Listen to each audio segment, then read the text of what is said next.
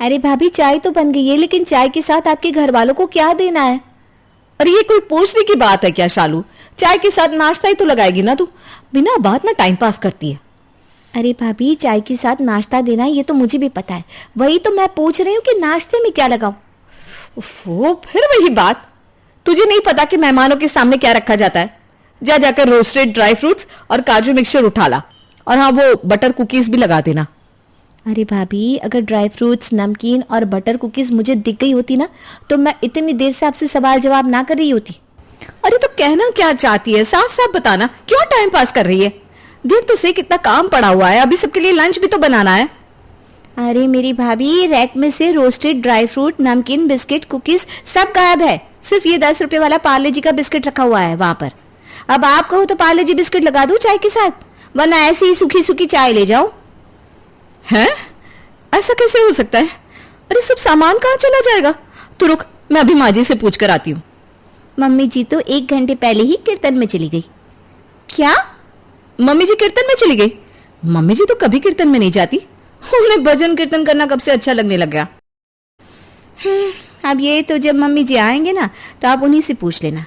लेकिन फिलहाल की ताज़ा खबर ये है कि आपके घर से जब फोन आया था कि आपकी मम्मी, पापा और भैया भाभी आने वाले हैं, उसके आधे घंटे बाद ही मम्मी जी कीर्तन में जाने का कहकर यहाँ से रफू चक्कर हो गई थी और बोल रही थी शाम से पहले वापस नहीं आने वाली। अरे तो फिर क्या करें? मेहमानों के सामने ऐसे ही पार्ले जी बिस्किट लेकर जाएगी क्या? अरे भाभी जल्दी बताओ ना, क्या करूँ? चाय ठंडी हुई जा रही है। अच्छा ठीक है, तू ले जा ये पार्ले जी का बिस्किट। और सुन, मेरे कमरे में ना मूंग दाल की नमकीन रखी है, वही लगा दे फिलहाल, बाकी देखते हैं। जिठानी नीलू को ये बात बड़ी अटपटी लग रही थी कि मेहमानों के सामने परोसे जाने वाले रोस्टेड ड्राई फ्रूट आज अपनी जगह से गायब कैसे हो गए थे। फिलहाल तो नीलू और शालू घर आए मेहमानों की खातिर में व्यस्त थी, इसलिए दोनों चाय नाश्ता लगाने के बाद लंच की तैयारी में जुट जाती हैं। 2-3 घंटे में लंच करने के बाद नीलू के घर वाले वापस अपने घर की ओर लौट जाते हैं 3 दिन बाद। ऐसे कैसे सूखी सूखी चाय पी रही है? ये देख, ये रोस्टेड काजू है, एक बार ट्राई करके देख, मसाले चाय के साथ बहुत अच्छे लगते हैं।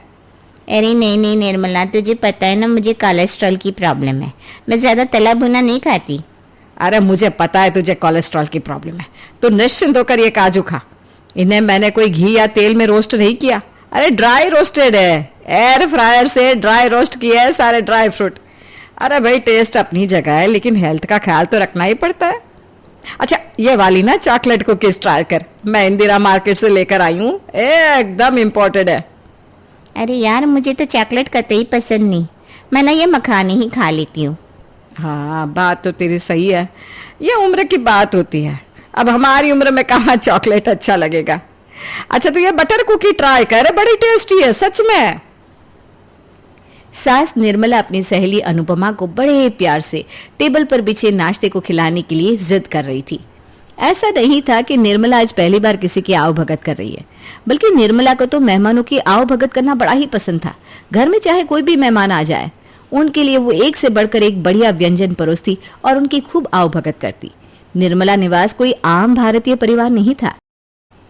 बंसल जी साड़ी वाले के नाम से निर्मला के पति विनित बंसल की दामिनी मार्केट में बहुत बड़ी दुकान थी। घर में धन दौलत की कोई कमी नहीं थी, इसलिए घर आने वाले मेहमानों की खातिरदारी में बजट की चिंता किए बगैर निर्मला खूब खर्च करती थी।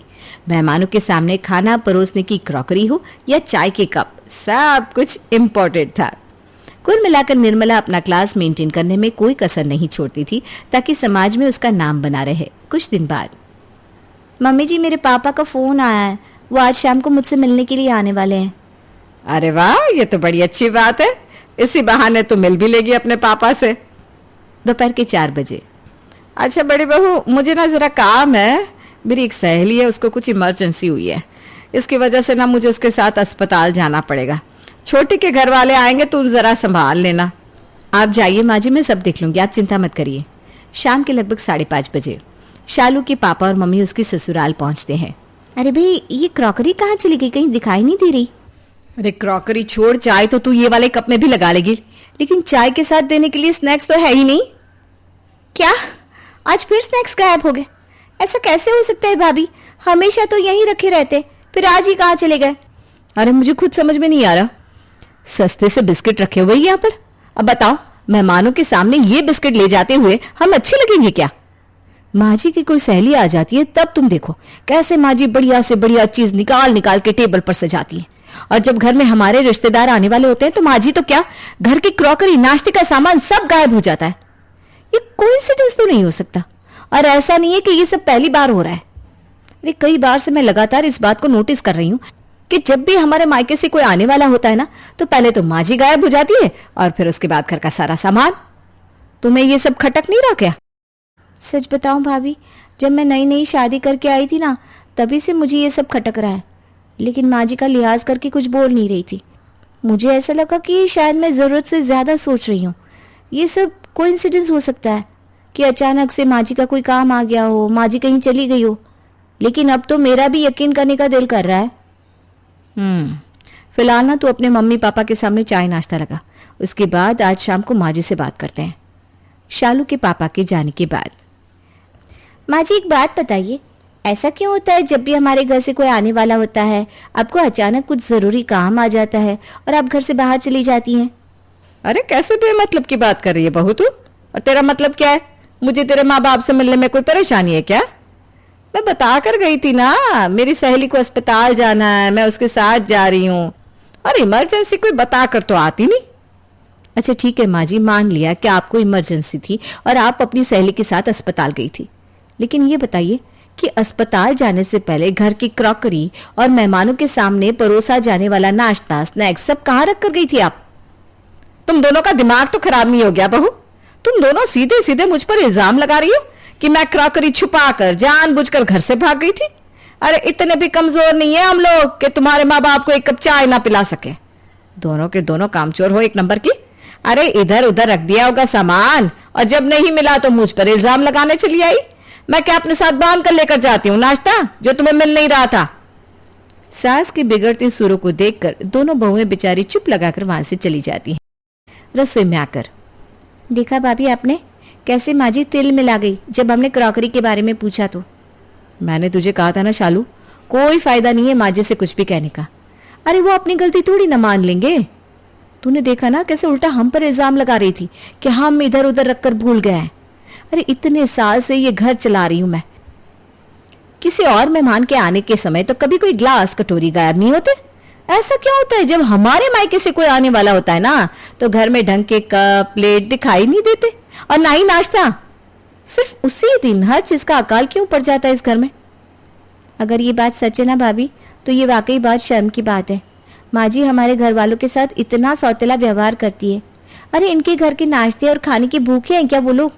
आज से पहले क्या उन्होंने कभी काजू बादाम नहीं खाए क्या? ये तो एक सम्मान होता है कि मेहमान के सामने इंसान बढ़िया से बढ़िया नाश्ता लगाता है। मेहमान कौन सा पूरा खाकर खत्म कर देते हैं।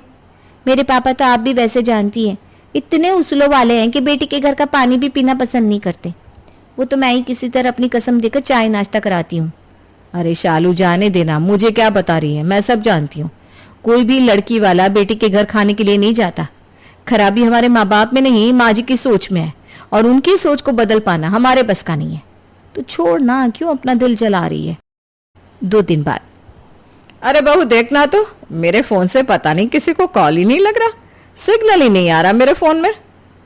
अरे मम्मी जी, आपको किसी को कॉल करना है तो मेरे फोन से कर लीजिए ना। होता है कभी कभी मोबाइल में ना नेटवर्क नहीं आता। हाँ वो रुचि को फोन कर रही थी, तो अपना फोन दे जा, मैं बात करके अभी देती हूँ। सासू माँ बहू शालू का फोन लेकर अपने कमरे में जाती है और अपनी बेटी से बातें करने लगती है। भाभी मैं कहती थी ना, जब हमारे घर वाले आने वाले होते हैं तो माँ जी जानबूझकर सब कुछ छुपा कर जाती है। देखो मुझे इसका प्रूफ भी मिल गया। अरे छोटी क्या बात करिए, कैसा प्रूफ? दिखा मुझे भी। अरे भाभी दिखाने वाला प्रूफ नहीं है, सुनने वाला है। आप मेरे कमरे में चलिए, सब सुनाती हूँ। किचन में तो माँ जी मिनट मिनट पर आकर झांक कर जाती है। देवरानी की बात सुनकर नीलू उसके साथ उसके कमरे में पहुंच जाती है। अरे शालू दिखाना जल्दी से, क्या सबूत है? सस्पेंस क्यों क्रिएट कर रही है? भाभी कल माँ जी के फ़ोन में नेटवर्क नहीं आ रहा था, तो मैंने उन्हें अपना फ़ोन दिया था रुचि दीदी से बात करने के लिए। लेकिन देते समय माँ जी को ये बताना भूल गई कि मेरे फ़ोन में कॉल रिकॉर्डर लगा हुआ है और जो भी बातें उन्होंने दीदी के साथ की वो सारी मेरे फ़ोन में रिकॉर्ड हो गई है। तो ऐसी क्या बात करी मम्मी जी ने दीदी के साथ? आप खुद ही सुन लो ना। इतना कहकर देवरानी शालू मोबाइल की रिकॉर्डिंग ऑन कर देती है। अरे रुचि बेटा, कैसी है तू? और बता कब आने वाली है? मम्मी देखती हूँ, आपको तो पता ही है ना आपके दामाद जी को छुट्टियाँ कहाँ मिलती है। मैं तो कब से कह रही हूँ कि मुझे मेरे मायके छोड़ाओ, लेकिन उनके पास समय ही नहीं रहता। अरे बेटा, समय तो निकालने से निकलता है, और ये घर गृहस्थी की जिम्मेदारियां कभी कम थोड़ी ना होती है। इन्हीं जिम्मेदारियों के बीच से समय निकाल कर और काम भी निपटाने पड़ते हैं। तू जल्दी से यहाँ आने का प्रोग्राम बना ले बेटा। मैं तब तक ना तेरे लिए गुजिया और आलू के चिप्स भी बनवा देती हूँ। तुझे बहुत पसंद है ना, तू आएगी तो लेती आना। ठीक है मम्मी। और बताओ, आप बता रही थी उस दिन भाभी के मायके वाले आने वाले थे, फिर क्या हुआ उस दिन? अरे होगा क्या, इन दोनों के भूखे मायके वालों को मैं तो मुंह लगाती नहीं। अरे सब समझती हूँ, महीने में 2-3 बार बेटी के घर मुंह उठाकर चले आते। क्या करने आते हैं तू ही बता। अरे भूखे हैं एक नंबर के। हमारे यहाँ बढ़िया बढ़िया माल खाने आते हैं, और क्या। इसीलिए मैं तो बहाने से निकल जाती हूँ, और ये महंगा महंगा जो नाश्ते का सामान रहता है ना, सब उठाकर अपनी अलमारी में रखकर ताला लगा देती हूँ। ठीक करती है मम्मी आप बिल्कुल। अरे जब रूखी सूखी चाय और पार्ले जी बिस्किट पर महीने में 2 चक्कर लगा जाते हैं ना, वो लोग तो काजू बादाम खिलाने पर पता नहीं क्या करेंगे। मुझे तो लगता है महीने के 10 दिन यहीं पड़े रहेंगे, और दिन में 4-4 बार खाना खिलाना पड़ेगा उन लोगों को, सो अलग। अरे बेटा, खूब समझ रही हूँ मैं। इतना बड़ा घर आज से पहले देखा तो है नहीं, इसलिए बस चले आते हैं महंगे बर्तनों में शाही खाना खाने के लिए। छी, कितनी गंदी सोच है माँ जी की। और हमारे घर वालों को क्या भिखारी समझती है? अरे वो लोग यहाँ पर खाने के लिए आएंगे क्या? वही तो भाभी, कोई भी मेहमान किसी के घर खाने पीने के लिए थोड़ी ना आता है। माँ जी की सोच तो वाकई बहुत ही छोटी और सस्ती है। क्या कहती हो, ये रिकॉर्डिंग सुनवा कर ले ले माँ जी को आड़े हाथ? अरे छोड़ ना, माँ जी ने ये सब बातें कहकर बहुत ही छोटा काम किया है, और उनसे ये सब कहकर हम उनकी तरह छोटे नहीं बनना चाहते। उनकी सोच उनको मुबारक। और वैसे भी किसी महान आदमी ने कहा है, कीचड़ में उतरने से ना कपड़े अपने भी गंदे होते हैं।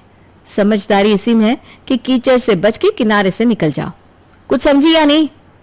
हाँ भाभी, ठीक कह रही हो आप। सिर्फ घर बड़ा हो जाने से इंसान बड़ा नहीं हो जाता, उसके लिए सोच का बड़ा होना बहुत जरूरी है। अरे तू चिंता मत कर छोटी, इस दुनिया में समय आने पर हर चीज में बदलाव आता है। तू बस इंतजार कर, माँ जी की सोच भी ना एक दिन जरूर बदलेगी। अरे बहू देखो तो, आज पूर्ति को देखने लड़के वाले आ रहे हैं। बहुत बड़े घर का रिश्ता है।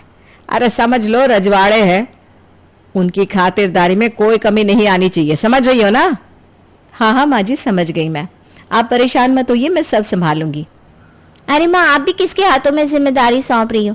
जैसी खुद है वैसा ही खाना बनाकर रख देगी मेहमानों के सामने। आपको कुछ तो दिमाग लगाना चाहिए ना। इतने बड़े घर के लोग हैं, भाभी के हाथ का खाना थोड़ी ना पसंद आएगा उन्हें। आप रहने दो भाभी, आप ऐसा करना, आप बस मेरी हेल्प कर देना, खाना वही बनेगा जो मैं बताऊंगी। रुचि के बताए अनुसार पूरा खाना रेडी हो जाता है मेहमानों के आने के बाद। रुचि, सब तैयार है ना? ला थोड़ा खाना चखा दे, कुछ कमी होगी तो उसे ठीक कर लेंगे। रुचि अपनी माँ को टेस्ट कराने के लिए जैसे ही सब्जी निकालने जाती है, अचानक ही भगोना उसके हाथ से छूट जाता है। अरे क्या कर दिया तूने, सारा खाना फर्श पर फैला दिया। खीर मिठाई सब में सब्जी गिरा दी। अब मेहमानों के आगे क्या परोसूंगी? इतनी जल्दी तो दोबारा खाना भी नहीं बन पाएगा। हे भगवान, मैं क्या जवाब दूंगी मेहमानों को? आज तो बड़ी बेइज्जती हो जाएगी। माँ जी, अब घबराने से कुछ नहीं होगा, जो हो गया सो हो गया। मेहमान आ चुके हैं, आप जाकर उनके साथ हॉल में बैठिए। रुचि दीदी, आप भी जाइए माँ के साथ, हम दोनों कुछ करते हैं। अरे क्या करोगी तुम दोनों? ये रिश्ता तो समझो गया हाथ से। माँ जी, हम पर भरोसा रखिए, कुछ नहीं होगा। बहू की बात सुनकर निर्मला जाकर मेहमानों के साथ बैठ जाती है, लेकिन अभी भी उसकी धड़कनें बढ़ी हुई थी। लगभग 1 घंटे के बाद डिनर तैयार है, आप लोग खाने के लिए आ जाइए। निर्मला शालू की ओर हैरानी से देख रही थी। खा पीकर कुछ देर बाद मेहमान वापस लौट गए। मेहमान के जाने के बाद, अरे बहू, इतनी जल्दी खाने का इंतजाम कैसे हुआ? हमारे लोकेशन पर तो ऑनलाइन खाना ऑर्डर करो तब भी 1.5 घंटे से ज्यादा टाइम लग जाता है डिलीवरी में। माँ जी, शालू ने अपने भाई को फोन किया और सारी बात बताई। शालू के भैया के खास दोस्त का अपने ही एरिया में 3 स्टार होटल है। भैया ने जाकर फटाफट फूड पैक कराया और यहाँ पहुंचा दिया। ऑर्डर देकर खाना लेने में तो काफी टाइम लग जाता। तेरा बहुत बहुत धन्यवाद बहू, मुझे माफ कर दे। मैंने हमेशा तुम दोनों के मायके वालों का अपमान किया, फिर भी मेरा मान सम्मान बचाने के लिए तेरे भैया अपना सब काम छोड़कर दौड़े चले आए। मैं अपने किए पर बहुत शर्मिंदा हूं बेटा। शायद मुझे मेरे किए की सजा देने के लिए ही भगवान ने आज ऐसी परिस्थिति में फंसाया। आप माफी मत मांगिए माँ जी, बस आपको अपनी गलती का एहसास हो गया, इतना ही काफी है। बेटा समर, ऑफिस से थोड़ा जल्दी आने की कोशिश करना। आज तेरी और बहू की शादी की सालगिरह है ना। अरे माँ, सालगिरह हमारी है, उसमें आप इतना खुश क्यों हो रही हो? मैं खुश क्यों नहीं होंगी? तू मेरा इकलौता बेटा है। तेरी शादी की सालगिरह पर मेरा खुश होना तो बनता ही है। शाम को तुझे इसलिए जल्दी आने के लिए कह रही हूँ ताकि हम लोग मिलकर मंदिर जाकर भगवान से प्रार्थना करें कि तुम दोनों का रिश्ता हमेशा ऐसे ही बना रहे। अरे मम्मी, इतने साल हो गए मेरी शादी को, हर एनिवर्सरी पर आपका बस यही प्लान होता है, मंदिर जाकर भगवान का आशीर्वाद लेंगे। आजकल नया जमाना है, लोग अपनी एनिवर्सरी पर डिनर करने जाते हैं, दोस्तों के साथ पार्टी करते हैं, और हम आपके साथ हर साल एनिवर्सरी पर बस मंदिर जाते हैं। इस बार ना मेरा मंदिर जाने का बिल्कुल मन नहीं है। मैं ईशा के साथ रात को डिनर पर जा रहा हूँ। प्लीज माँ, आज एनिवर्सरी है, हमारी थोड़ी प्राइवेसी का ख्याल रखिए। अकेला ही जाऊंगा मैं। बेटे की बात सुनकर पूजा को बहुत बुरा लगता है। वो अपनी आंखों में आंसू छिपाए अपने कमरे में पहुंच जाती है। कमरे में जाकर आजकल के बच्चों को जरा भी लिहाज नहीं कि माता पिता के साथ कैसा व्यवहार रखना चाहिए। अगर मैं हर बार एनिवर्सरी पर इनको मंदिर लेकर जाती हूँ तो इनके भले के लिए ही तो ले जाती हूँ। मैंने तो हमेशा इनके बारे में अच्छा ही सोचा है। कुछ देर बाद पूजा ने खुद को सामान्य किया और बहू के पास जा पहुंची। ईशा बहू, आज तेरी एनिवर्सरी है ना, इसलिए तेरे लिए साड़ी लेकर आई हूँ। पता है पूरे मार्केट में एक यही साड़ी थी जो मुझे एक नजर में भा गई थी। समर कहकर गया है शाम को तुझे डिनर पर ले जाएगा। ऐसा करना बेटा, यही साड़ी पहनकर जाना। मम्मी जी, अगर आपको साड़ी बहुत पसंद आई थी तो आपको अपने लिए खरीदनी चाहिए थी। अब अपनी एनिवर्सरी पर मैं बाहर क्या पहनकर जाऊंगी ये तो मैं ही डिसाइड करूंगी ना। आप बाजार जाकर ना अपने लिए कपड़े खरीदा करो। हर महीने 2 महीने में आप साड़ियां उठाकर ले आती हो और फिर उसके बाद मुझे उन्हें पहनना पड़ता है। अरे बेटा, तू तो जानती है बाजार जाकर मुझे अपने लिए तो कुछ सोचता ही नहीं। दिल करता है बस अपने बच्चों के लिए ही शॉपिंग करूं। और बेटा मैं करूंगी भी क्या इन महंगे कपड़ों का, मुझे कहाँ जाना रहता है। अरे मम्मी जी, अब हम इतने छोटे बच्चे नहीं रहे कि आपको हमारे लिए शॉपिंग करनी पड़े। हमें जो चाहिए होगा हम बाजार जाकर खरीद लेंगे। आप बाजार जाती है ना तो अपनी जरूरत की चीजें खरीद कर लाया कीजिए। पता नहीं आज इन दोनों को क्या हो गया है जो इस तरह से मुझसे बात कर रहे हैं। सुबह समर मुझे सुना गया और अब ये बहू बिगड़ रही है। 2 दिन बाद। अरे माँ जी, अभी तक आप घर पर ही हैं? आपको तो आज किटी के लिए जाना था ना। अरे नहीं बहू, तुझे पता ही है कि मुझे ये किटी विटी पसंद नहीं है। समय की बर्बादी है बस। मुझे तो अपने बच्चों के साथ घर पर रहने में अच्छा लगता है। और वैसे भी तू अभी ऑफिस से आई है, अगर मैं भी चली जाती तो खाना कौन बनाता। अरे तू छोड़ना ये सब, चला जा, हाथ मुंह धोकर बैठ जा, मैंने चाय रखी हुई है। ओफो माँ जी, क्या जरूरत थी आपको खाना बनाने की? मतलब खाना बनाने के लिए आप अपने दोस्तों के साथ किटी नहीं गई? माँ जी, किसने कहा आपको रोज रोज घर पर बैठकर खाना बनाने को? और हमारा तो प्लान बन चुका था कि हम खाना बाहर से ऑर्डर करेंगे। अब आपकी ये रूखी सूखी दाल रोटी मुझे नहीं खानी। एक दिन भी अपनी पसंद का खाना नहीं खा सकते हम इस घर में। मैंने इतने प्रेम से खाना बनाया, इनके खाने पीने की दिक्कत ना हो इस चिंता में मैं अपने दोस्तों से मिलने तक नहीं गई और ये मुझे ही तेवर दिखा रही है। लगता है जैसे किसी को मेरी जरूरत ही नहीं है। देख बहू, अगर तुम्हें बाहर से खाना मंगवाना था तो मुझे पहले बता देना चाहिए था। मैंने इतनी मेहनत से सब कुछ बनाया और तू ऐसे जता रही है जैसे मेरे हाथ का खाना खाने में तुझे बड़ी तकलीफ हो रही हो। अरे तो मत बनाया कीजिए ना, किसने कहा है आपसे कि मेरे आने से पहले सब कुछ बनाकर रखने को? सास पूजा को बेटी बहू का ये रवैया कुछ समझ में नहीं आ रहा। पूजा के पति की सालों पहले मृत्यु हो चुकी थी। समर पूजा का इकलौता बेटा था। पति की मौत के बाद पूजा ने अपना पूरा ध्यान अपने बेटे समर पर ही लगा दिया था। कुछ समय बाद समर की पढ़ाई खत्म हुई और वो एक अच्छी कंपनी में नौकरी करने लगा। शादी की उम्र होने पर समर की शादी ईशा के साथ हुई और ईशा पूजा के घर दुल्हन बनकर आ पहुंची। जैसा कि हर परिवार में होता है, बहू के आने के बाद घर की एकता में फूट पड़ जाती है, लेकिन पूजा के साथ ऐसा कुछ भी नहीं हुआ था। पूजा अपनी बहू ईशा को भी उतना ही प्रेम दिया करती जितना वो अपने बेटे समर को दिया करती। ईशा को उससे कभी भी अपनी बेटी से कम नहीं समझा था। ईशा और समर के ऑफिस जाने के बाद पूजा पूरे घर की जिम्मेदारी संभालती। सुबह उठकर दोनों बेटे बहू को नाश्ता और खाना तैयार करके देती। उनके जाने के बाद घर के सारे काम खुशी खुशी निपटाती और शाम को भी बेटे बहू के आने से पहले चाय, नाश्ता, खाना सब बनाकर तैयार रखती। हर पल उसके मुंह पर सिर्फ बेटा और बहू का ही नाम रहता। खुद के लिए जीना तो जैसे पूजा ने सीखा ही नहीं था। अपने जीवन का हर पल वो जैसे परिवार के नाम कर चुकी थी। अरे मम्मी जी, आप मेरे आने से पहले ही क्यों खाना बना देती हैं? मैं आकर बनाऊंगी ना। और अब आपकी कोई उम्र थोड़ी ना रही है कि आप इतने बड़े घर की जिम्मेदारी अकेले संभालें। कम से कम एक मेड तो रख लीजिए। अरे बेटा, अगर तेरी जगह मेरी बेटी ऐसे ऑफिस जा रही होती तो क्या ऑफिस से थक कर घर पहुंचने पर मैं उससे खाना बनवाती? बेटा, ये बात सोचने की तुझे जरूरत नहीं है कि तू अपने ससुराल में है। मेरे लिए तो तू ही मेरी बेटी है और तू ही बहू। ऑफिस में भी तो 8-8 घंटे काम करके आती है। अरे घर आकर तो आराम से बैठकर मेरे साथ बातें किया कर। धीरे धीरे समय बीता और बहू ईशा ने एक प्यारी सी बेटी को जन्म दिया। पूजा का जीवन अब ईशा और समर के अलावा पोती समीक्षा के आसपास घूमने लगा था। माँ जी, समीक्षा बहुत छोटी है। अगर मैं इसे छोड़कर ऑफिस चली जाऊंगी तो कैसे सब कुछ मैनेज होगा? मुझे नहीं लगता कि मैं उसे छोड़कर अब वापस से ऑफिस जा पाऊंगी। हर समय मुझे उसकी ही चिंता लगी रहेगी। अरे ईशा, तुम क्यों चिंता करती हो? ऐसा थोड़ी ना है कि बच्चे होने के बाद लड़कियां नौकरी छोड़ देती है। अरे हम बच्चे की केयर करने के लिए कोई बेबी सिटर रख लेंगे। अरे बेटा, क्यों चिंता करती है? तेरी माँ है ना घर में। तू निश्चिंत होकर ऑफिस जा। समीक्षा को संभालने के लिए घर पर मैं हूँ। धीरे धीरे समय बीतने लगा। नन्ही सी 6 महीने की समीक्षा दादी की गोद में खेलते हुए 3 साल की हो गई। आज के दिन देख चंपा, कल से तुझे समय से आना है। घर की साफ सफाई, कपड़े, बर्तन, झाड़ू पोछा सब तेरी जिम्मेदारी है। और हाँ, कुक को भी कह देना खाना तीनों टाइम एकदम ताजा और कम तेल मसाले का बनाना है। समझ गई? अरे बहू, क्या जरूरत है 2-2 काम वाली रखने की? पता है ना, काम वाली ही होती है। चाहे इन्हें कितना भी पैसा दे दो, इनसे कभी भी अपने मन का काम नहीं करा पाओगे। और फिर मैं घर में खाली ही तो रहती हूँ। अब घर के सारे काम करने के लिए तू नौकरानी रख लेगी तो मैं घर में बैठकर क्या करूंगी? अरे माँ जी, आप घर में खाली रहती हैं तो अपने खालीपन का कुछ इलाज करिए ना। अपनी सहेलियों से मिलिए, भजन कीर्तन करिए, सत्संग में जाइए। इतना ही नहीं, जिम करना शुरू कर दीजिए। अब ये तो कोई बात नहीं हुई कि आप खाली है तो घर में बैठकर झाड़ू पोछा करेंगी। और देखिए माँ जी, मेरा घर है, मुझे अपने तरीके से संभालने दीजिए। बहुत संभाल लिया आपने, अब मेरी बारी है। आप तो अब घर से रिटायरमेंट ले लीजिए बस।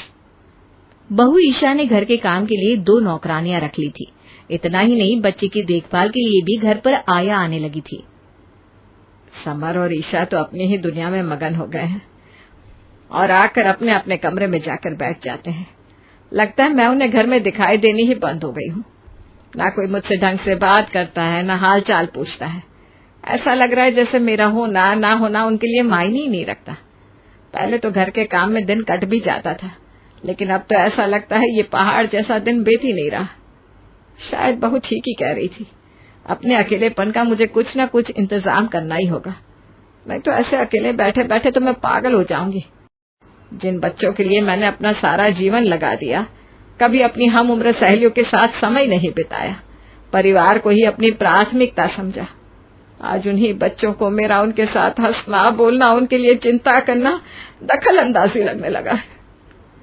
घर की शांति बर्बाद ना हो इसलिए पूजा बेटे और बहू से उनके बर्ताव के बारे में कुछ नहीं कहती और अब वो खुद को व्यस्त रखने के तरीकों के बारे में सोचने लगती है।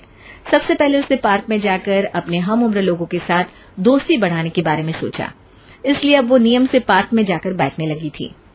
अरे भाई, आज तुम यहाँ पार्क में कैसे नजर आ गई? क्या बात है, आज काम जल्दी खत्म हो गया क्या? अरे नहीं, ऐसी बात नहीं है।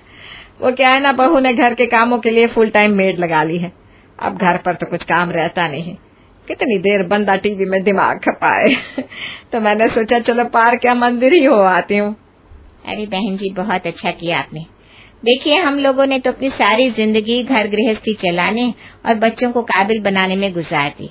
अब जब बच्चे काबिल बन गए, अपनी घर गृहस्थी संभालने लायक हो गए, तो क्यों ना हम लोग कुछ दिन अपनी जिंदगी अपने तरीके से जी ले। और सही बताऊं तो जो मजा इस उम्र में है ना, वो तो कभी जवानी में भी नहीं था। अब आप ही सोचिए, इस उम्र में ना तो हमें बच्चों को टिफिन बनाकर देने की चिंता है, ना पति के ऑफिस से आकर उनके नखरे झेलने की। अरे आजाद पंछी है हम लोग, जब मन किया मंदिर में भजन कर लेंगे, जब मन किया चल दिए झोला उठाकर सहेलियों से मिलने। अरे अपनी मस्ती में जी रहे हैं अब तो। असली मजा तो इस रिटायरमेंट के बाद वाली जिंदगी में ही है। क्यों, क्या कहती हैं आप? हाँ जी, ठीक कहा बहन जी आपने। वैसे मैं भी अब तक घर गृहस्थी ही चला रही थी, लेकिन अब लगता है आपकी बात भी गलत नहीं है। जीवन भर बच्चों के मोह में बंद करना, हमने कभी अपने मन का कोई काम किया नहीं, ना किसी से दोस्ती की, ना घूमे फिरे, बस काम करते करते ही इतनी उम्र बिता दी। कभी ख्याल ही नहीं आया कि अपने बारे में भी सोचना चाहिए। लेकिन अब मुझे एहसास हो रहा है कि हम बुजुर्ग अपने बच्चों, नाती पोतों से चाहे जितना प्रेम कर लें, लेकिन एक समय के बाद ना हमारा प्रेम भी उनके लिए बेड़ी बन जाता है। आज के समय में बच्चे आजाद होकर जीना चाहते हैं, हमारा प्रेम उन्हें बंधन की तरह लगता है। अगर परिवार की सुख शांति चाहिए ना, तो इन बेड़ियों को खोल देने में ही समझदारी होती है। आपकी बातों से मैं सहमत हूँ बहन जी। अब से मैं भी ना आप लोगों के साथ समय बिताऊंगी।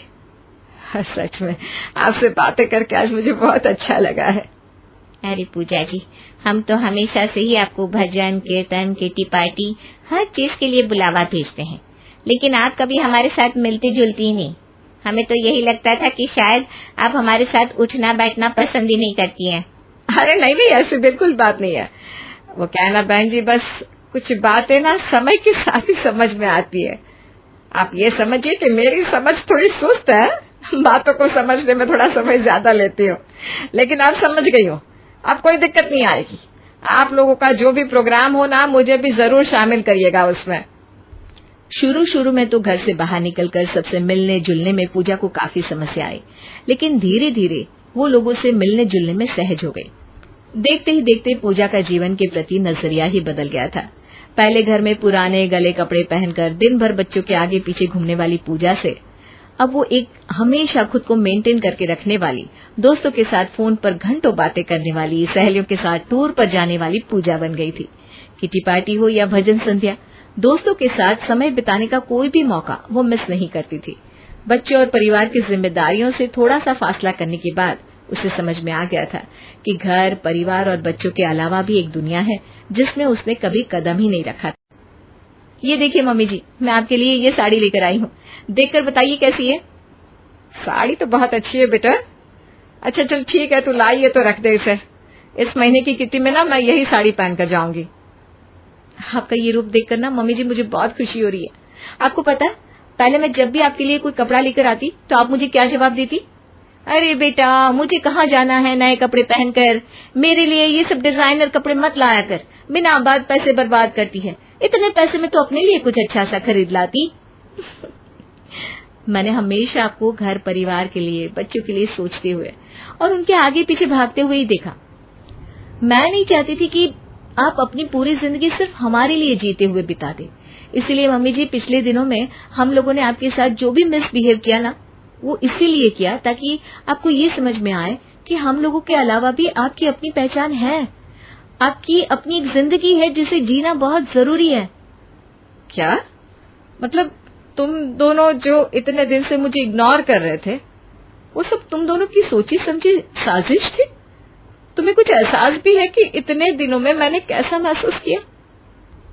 एक दिन की बात है माँ, मैं ऑफिस से घर आ रहा था, नीचे मुझे रंजन आंटी मिली। अरे बेटा, मम्मी की तबीयत कुछ ठीक नहीं है क्या? नहीं तो आंटी, मम्मी तो एकदम ठीक है।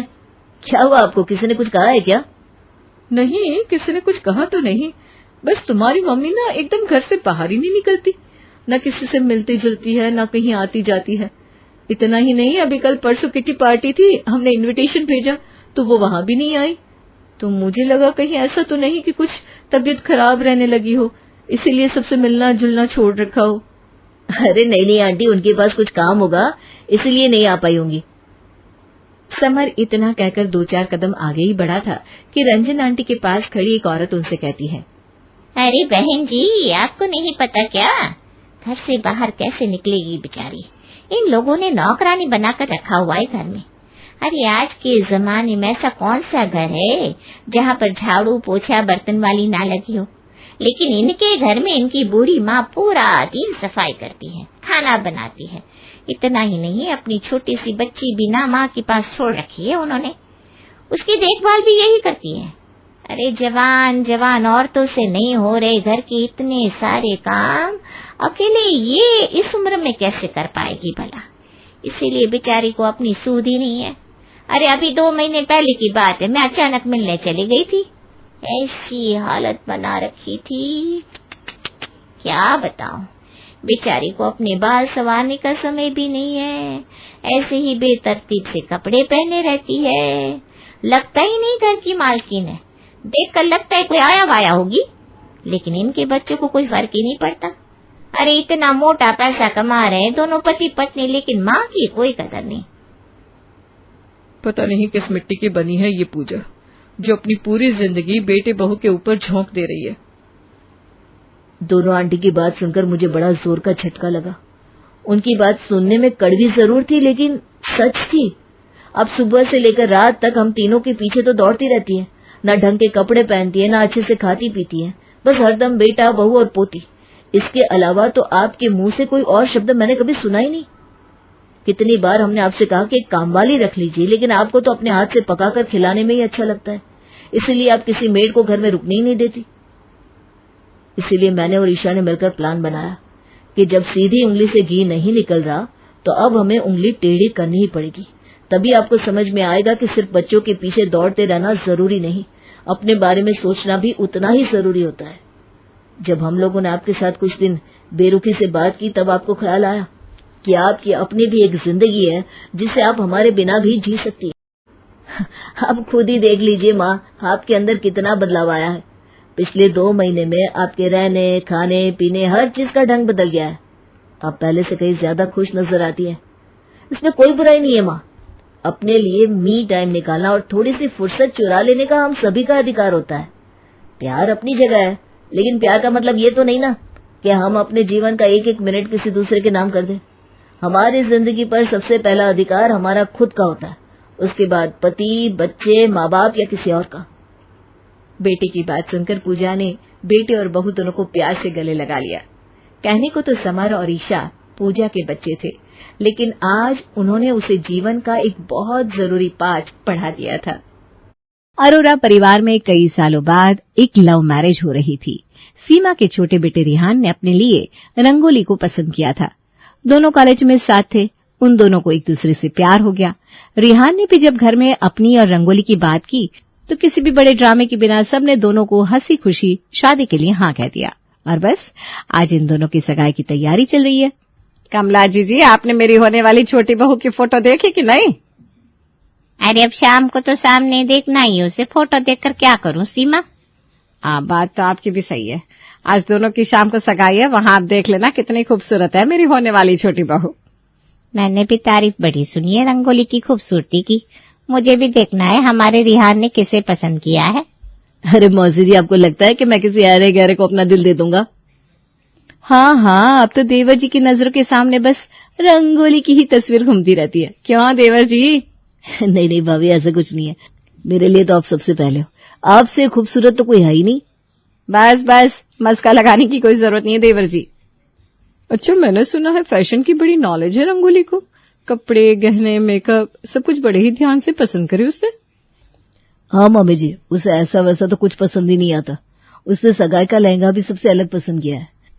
वो कह रही थी कि बहुत महंगा भी है, उसके मैचिंग झुमके, चूड़ियां, मेकअप सब कुछ अलग से पसंद किया है उसने। अच्छा, ऐसा क्या खास है? जरा हमें भी तो दिखाओ फोटो रिहान। अरे मामी जी, फोटो तो उसने हमें भी नहीं दिखाई, कह रही थी भाभी सरप्राइज है सबके लिए। फिर तो देखना ही पड़ेगा, आखिर उसकी सगाई के लहंगे में ऐसा है क्या? हाँ, वो तो शाम को पता चल ही जाएगा। मेरे वक्त तो मैंने मम्मी का सूट पहन लिया था, ना कुछ आता जाता था और ना ही मुझे इतनी समझ थी।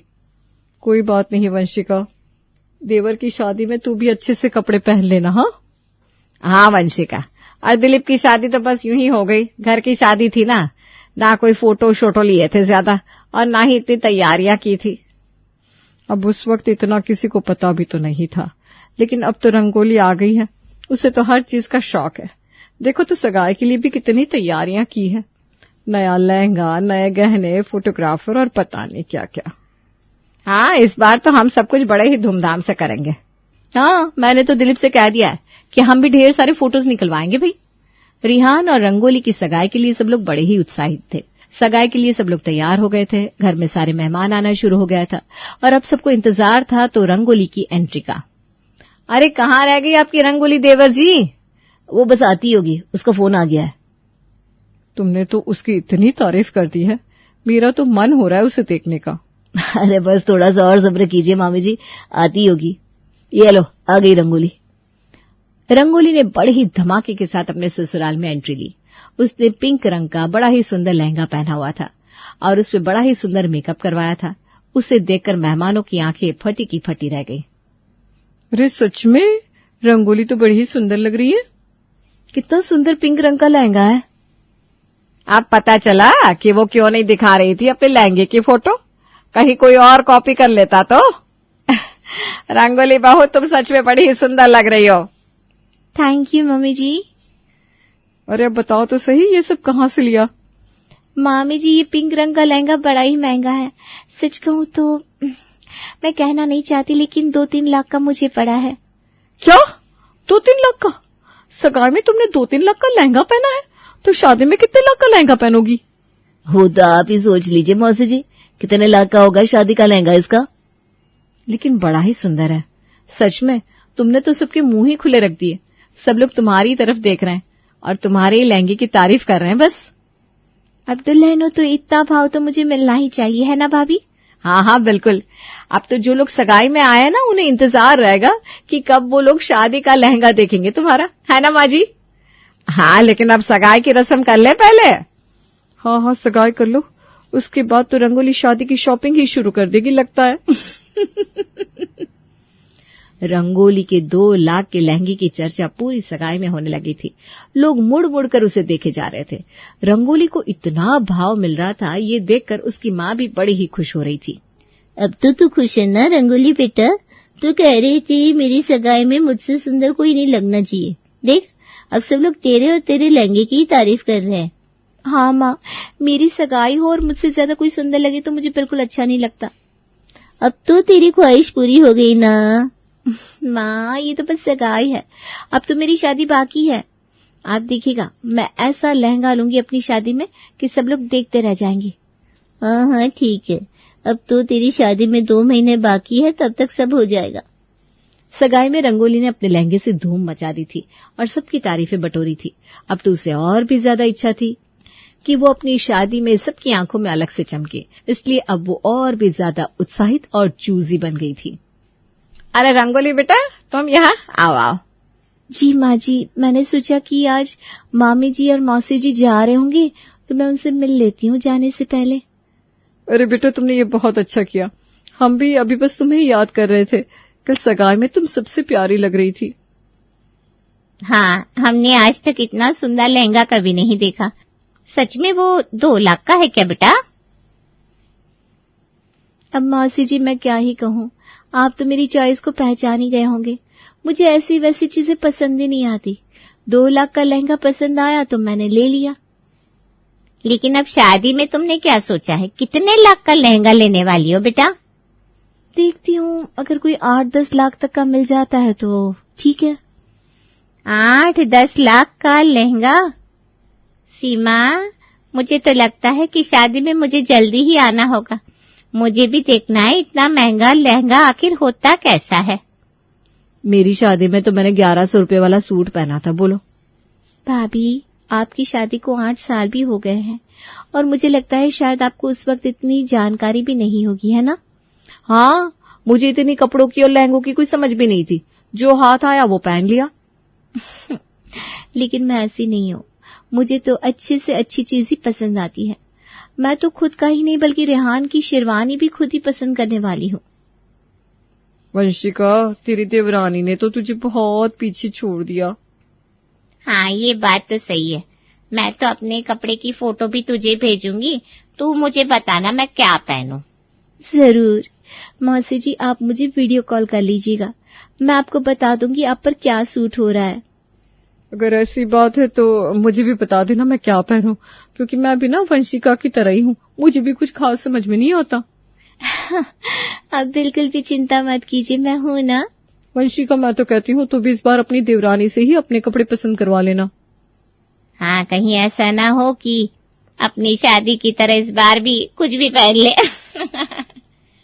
रंगोली की तारीफ सुनकर वंशिका के मन में भी थोड़ी नाराजगी तो जाग गई थी, लेकिन उसे भी पता था कि रंगोली उससे कहीं ज्यादा आगे है इन मामलों में, इसलिए वो अपना गुस्सा अपने पति दिलीप पर उतार रही थी। हमारी शादी के वक्त आपने कुछ ध्यान दिया होता तो आज हम भी रंगोली और रिहान की तरह सबके बीच चर्चा का विषय बन चुके होते। अरे लेकिन मुझे कहाँ पता है कि शादी में क्या पहनना होता है क्या नहीं। वही तो बात है ना, आप है ही इतने भोले भंडारी, जो हाथ आया पहन लिया। यहाँ रिहान को देखो, उसने अपनी सगाई पर भी डिजाइनर कुर्ता पहना था। सब लोग रंगोली और रिहान को कितना भाव दे रहे थे, और हम दोनों ने तो उनकी सगाई पर भी मैंने वही पुराना सूट और पुरानी शर्ट पहनी थी आपने। हाँ, लेकिन अब रंगोली को इतनी समझ है कपड़ों की, फैशन की, मेकअप की, तो उसमें मैं क्या कर सकता हूँ। इसका मतलब है कि मुझे अक्ल नहीं है, आप ऐसा कह रहे हैं? अरे मैं कहाँ कुछ ऐसा कह रहा हूँ, मैं तो बस ये कह रहा हूँ कि रंगोली बहुत होशियार है इस मामले में। हाँ, मैं ही बेवकूफ हूँ, मुझे ही कपड़े लेने नहीं आते। अच्छा चलो गुस्सा छोड़ो, रिहान की शादी में अब तुम्हें जो लेना हो वो ले लेना, बस तुम जैसे कपड़े कहोगी मैं वैसे ला कर दूंगा तुम्हें। इस बार मैं भी अच्छा सा कोई लूंगी, देखना। तुम्हें पता है ना कौन सा लहंगा लेना है। अरे आप ऐसे क्यों पूछ रहे हो, आपको क्या लगता है सब कुछ बस रंगोली को ही पता है?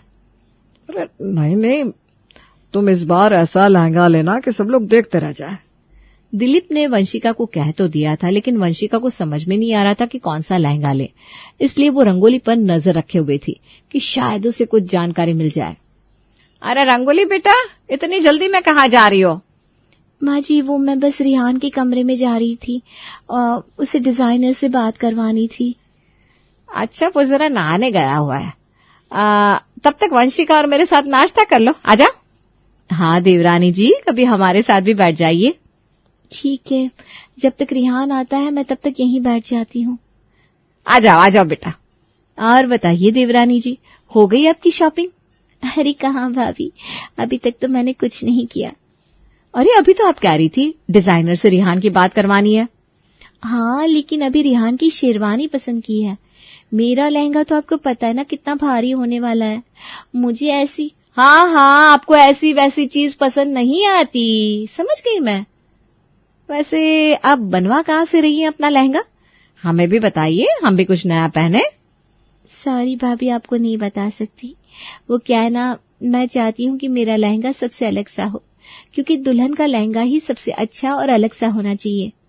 हाँ ठीक है, मैं भी देख रही हूँ कोई अच्छा सा लहंगा मिल जाए। जी, आप ना चांदनी चौक में देख सकती हैं, आपके लायक वहाँ कुछ न कुछ मिल ही जाएगा। अरे रंगोली बेटा, जरा मुझे भी बताना मैं क्या पहनूं शादी में, तुझे तो कपड़ों की काफी परख है। बिल्कुल मम्मी जी, मैं आपको कुछ सूट्स दिखाती हूँ। हाँ बताओ बेटा। ये तो बताने से रही, अब मैं क्या करूं। नहीं वंशिका, तूने अपनी शादी में भी कुछ खास नहीं पहना था, और अब भी ऐसा ही पहनेगी तो सब लोग तुझ पर हंसेंगे। लेकिन कहां से लूं अच्छा सा लहंगा? रंगोली अपना सरप्राइज किसी के सामने बताना नहीं चाहती थी। वो चाहती थी कि शादी वाले दिन वही सबसे खूबसूरत लगे और सबकी अटेंशन उसे ही मिले, और दूसरी तरफ वंशिका भी इस बार किसी की हंसी का कारण नहीं बनना चाहती थी। क्या हुआ, इतनी देर रात तक फोन में क्या देख रही हो? लहंगा। तुम्हारी सुई अभी तक लहंगे तक ही अटकी हुई है। इस बार ना कुछ भी हो जाए, लेकिन मैं अच्छा सा लहंगा पहनकर दम लूंगी।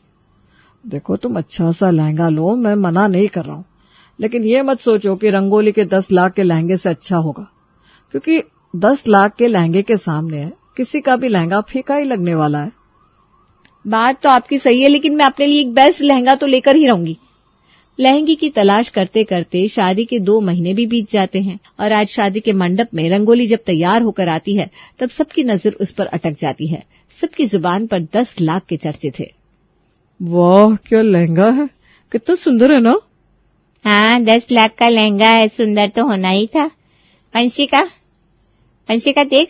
अरे वंशिका कहाँ है? पता नहीं, बारात के साथ तो हमारे साथ ही आई थी, फिर पता नहीं कहाँ चली गई। अरे वो कपड़े बदलने गई है, बस आती होगी। अरे कपड़े बदल कर क्या फायदा, रंगोली के सामने तो। अरे वंशिका को तो देखो जरा। ये वंशिका है? ये तो दुल्हन से भी सुंदर लग रही है इस लहंगे में। सच कहा, इतनी सुंदर तो वो अपनी शादी में भी नहीं लगी जितनी सुंदर आज लग रही है। मुझे तो पता ही नहीं था कि वंशिका ने इतना सुंदर लहंगा लिया है। मुझे पता होता तो मैं भी उससे ही कहती मेरा लहंगा पसंद करने को। सच कहा, रंगोली का लहंगा इस वंशिका के सामने पानी भर रहा है। प्रणाम मौसी जी, मामी जी, क्या हुआ? अरे तू तो छुपी रुस्तम निकली वंशिका, तूने तो रंगोली के 10 लाख के लहंगे को भी पीछे छोड़ दिया। अब अपनी क्या तारीफ करूं मैं मामी जी। कितने का लिया लहंगा? मौसी जी ये कोई ज्यादा महंगा नहीं है, बस 10,000 का है। क्या, बस 10,000 का? रंगोली ने तो खामखा इतने पैसे खर्च कर दिए। रंगोली को तुझसे पूछना चाहिए था लहंगा पसंद करने से पहले। शादी में सबकी नजर अब रंगोली पर नहीं बल्कि वंशिका पर अटक गई थी। सब लोग उसके लहंगे के बारे में पूछते और फोटो निकलवाते। ये देखकर रंगोली बुरी तरह से जल-भुन गई थी। शादी में कोई मुझे देख ही नहीं रहा, सब लोग वंशिका भाभी को ही देख रहे हैं। तुम्ही तो उन्हें कहा था ना चांदनी चौक से लहंगा ले लेना, खुद तुम्हें उन्हें नहीं बता रही थी अपने लहंगे के बारे में। ज्यादा मत बोलो, तुम समझे? अरे मैं कहाँ कुछ कह रहा हूँ, मैं तो बस इतना कह रहा हूँ कि कभी किसी को कम नहीं समझना चाहिए। तुम बस घर चलो, फिर मैं तुम्हें बताती हूँ। ये लो, और ये तुम्हारी मौसी जी और मामी जी ताना मारने। अरे आइए ये मौसी जी। मानना पड़ेगा तुम्हारी जिठानी को, रंगोली तुम्हें पीछे छोड़ दिया उसने। अरे जितनी उसने खुद की शादी में कुछ नहीं किया था, उतना तुम्हारी शादी में उसने बाजी मार ली। रंगोली बेटा, अगली बार से तुम्हें लहंगा लेना हो ना तो वंशिका से पूछ कर ही लेना, ठीक है? खामखा तुमने 10 लाख रुपए खर्च कर दिए। अरे मैंने तो ऐसे ही कहा था 10 लाख का लहंगा है, मेरा लहंगा तो बस 12,000 का है। लेकिन मेरा झूठ मुझ पर ही भारी पड़ गया। सोचा था सबकी अटेंशन मिल जाएगी, लेकिन मेरी जेठानी तो सच में बाजी मार गई।